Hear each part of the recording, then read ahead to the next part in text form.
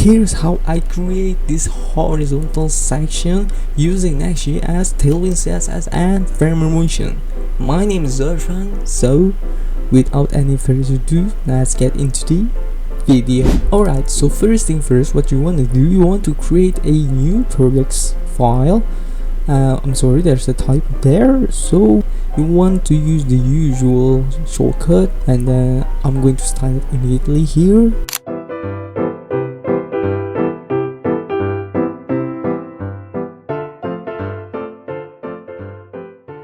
And then after that you want to create a new file, which is the get characters file.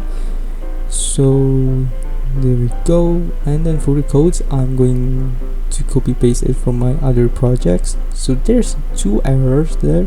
So what I'm going to do, I'm going to make a new file in the utils folder, which is the anim.js, and then I'm just going to copy paste another code from my other project, which is the slide up animation code.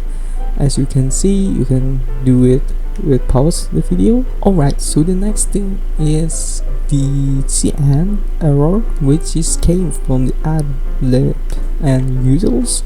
So for these errors, I'm just going to install another package, which is this cn UI. So open up your terminal and type like I did, which is the npx cn -ui add latest init, and hit that enter.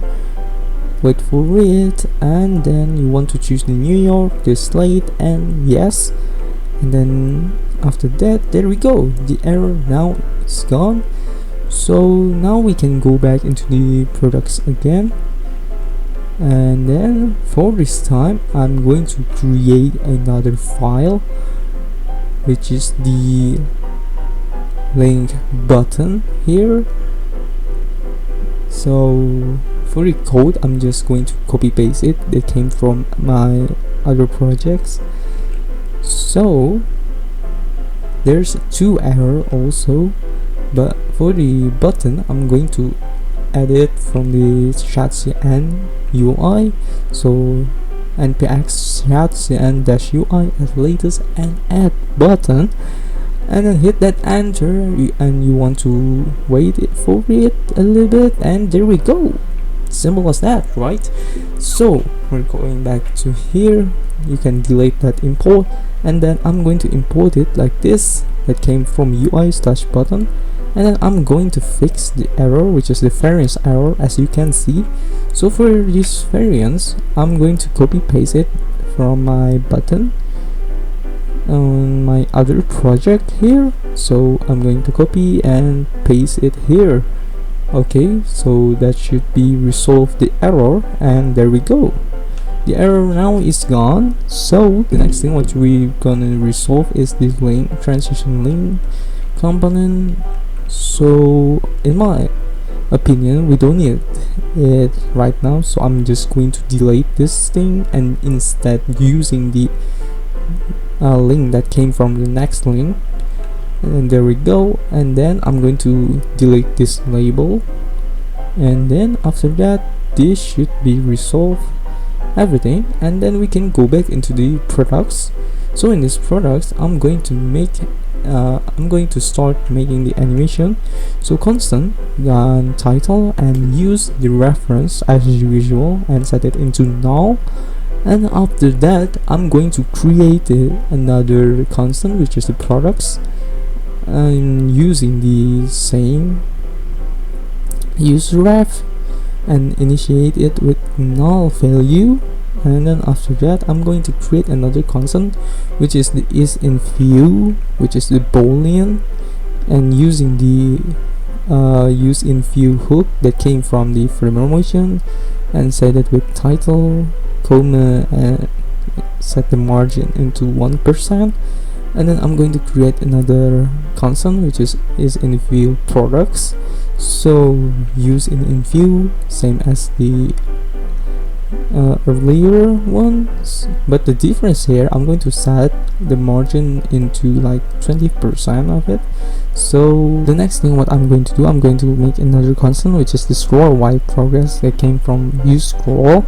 So I'm going to set the target with another reference, so I'm going to name it with start point. I assume that my preference, so start point, and use the use reference that came from React as usual, set it to null and input it into the target.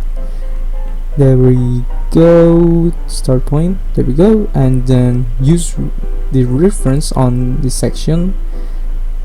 There we go, and then after that I'm going to make another constant for the style, which is constant x, use transform, and there we go, came from the framer motion. So input this forward progress, use the 0,1 as usual.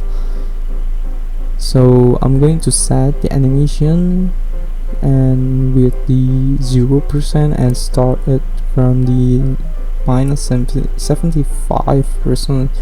So there we go, I'm going to import the motion. So next thing what I'm going to do, I'm just going to speed it up for the stylings. So there we go, and then I'm going to change some of the errors because I'm copy paste it from my other projects, as you can see here.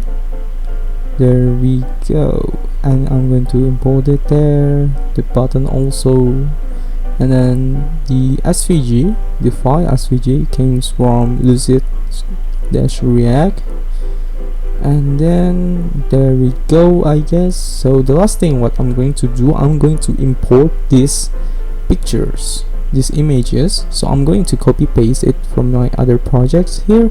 So select these two images and then input it into the assets. There we go, and then import it here, and then after that, that should be it, I guess. And don't forget to use client because we're using some hooks here. Alright, so there we go, that's all of it. I assume that should be it. And after this you want to run it, so npm run dev as usual, and then wait for it, go to the local host, and there we go, that's it. Simple as that. It's really simple, right? So I think that's all of it. So I think that's all for today. Thank you so much for watching. Don't forget to like, comment, and subscribe to my channel if you want to see me more doing this kind of content. So I'll see you in the next video. Then bye.